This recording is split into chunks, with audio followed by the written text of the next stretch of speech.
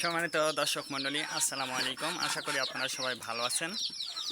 আজকে আমি আপনাদের সঙ্গে যে বিষয়টা শেয়ার করব সেটা হচ্ছে, যেহেতু আবহাওয়াটা এখন দেখুন, আবহাওয়াটা কিন্তু খুব একটা ভালো না। তার কারণ বৃষ্টি বৃষ্টি একটা ভাব আছে। তো সেক্ষেত্রে আপনার মুরগিগুলোকে কিন্তু অবশ্যই আপনার পর্যাপ্ত পরিমাণ খাবারটা দিতে হবে। তার কারণ যদি আপনি পর্যাপ্ত পরিমাণ খাবারটা দেন, যেহেতু আপনারা ছেড়ে দিয়ে মুরগিটা পালন করেন, আমি জানি না আপনারা ছেড়ে দিয়ে পালন করেন না খাঁচাতে পালন করেন, কিন্তু আমি কিন্তু মুরগিগুলো ছেড়ে দিয়ে পালন করি। তো সেক্ষেত্রে আমাকে অবশ্যই পর্যাপ্ত পরিমাণ খাবার দিতেই হবে। তার কারণ আমি যদি পর্যাপ্ত পরিমাণ খাবারটা যদি আমি না দিই, তাহলে কিন্তু আমার মুরগিগুলো বৃষ্টিতে ভিজে কিন্তু খাবার খাবে। তো এই বৃষ্টিতে ভিজে যখনই খাবারটা খাবে, তখনই কিন্তু আমার মুরগিগুলো কিন্তু অসুস্থ হয়ে যাবে, যেহেতু ঠান্ডাজনিত সমস্যা আছে।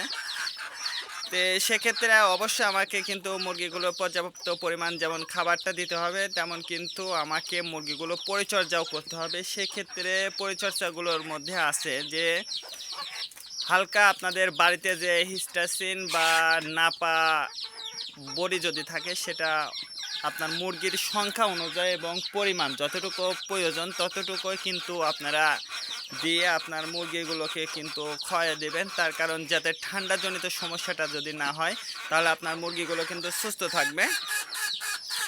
আর মুরগিগুলোকে কিন্তু অবশ্যই, বিশেষ করে এই যে আমার যে জিরো বাচ্চাটা আছে, তো এরকম যেগুলো বাচ্চাটা আছে, এইসব মুরগিগুলোকে কিন্তু একটু বেশি এবং যাতে বৃষ্টিতে না ভেজে সেই ব্যবস্থাটা কিন্তু করতে হবে। না হলে কিন্তু আপনার মুরগির বিভিন্ন রোগের সংক্রমণ দেখা দিতে পারে। বিশেষ করে আমি বলবো যে, এই যে এই মাপের যে বাচ্চাগুলো আছে, আমি এই বাচ্চাগুলো কিন্তু বাড়তি পরিচর্যা করার জন্য কিন্তু আমি এই যে টোপা দিয়ে, এই নেট দিয়ে কিন্তু ঘিরে রাখছি। এর জন্য কিন্তু আমি আলাদা খাবারের ব্যবস্থা রাখছি। তার কারণ যেহেতু এই মুরগির বাচ্চাগুলো কিন্তু ছোট, এই জন্য ওর আলাদা খাবারের প্রয়োজন আছে। এবং সেক্ষেত্রে আমি দেখুন, এই জায়গাও কিন্তু আমার মুরগির বাচ্চা আছে। তো এই বাচ্চাগুলোর আমি বাড়তি পরিচর্যা করব বেধায় আমি বাচ্চাগুলো কিন্তু ধরে রাখছি। দেখুন, এই বাচ্চাগুলো কিন্তু আমি বাড়তি পরিচর্যা।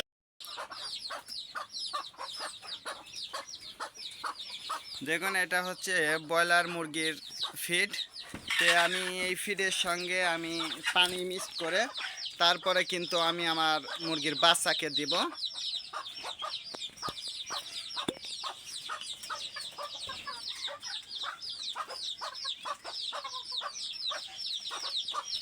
তো দেখুন, এটা আমি ভিজে দিলাম পানি দিয়ে।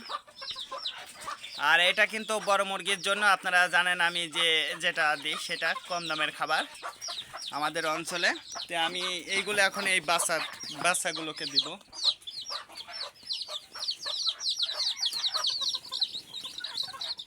দেখুন, বাচ্চাগুলো কিন্তু খাবার খাচ্ছে। তো এইরকম যদি আপনারা আপনার মুরগির বাচ্চাগুলোকে বাড়তি যদি একটু পরিচর্যা বা যত্ন নিতে পারেন, তাহলে কিন্তু এই বৃষ্টির দিনেও আপনার মুরগির বাচ্চাগুলোর কোনো রকম সমস্যা হবে না। তো আমার এই জায়গাও আবার বাচ্চাটা রয়েছে।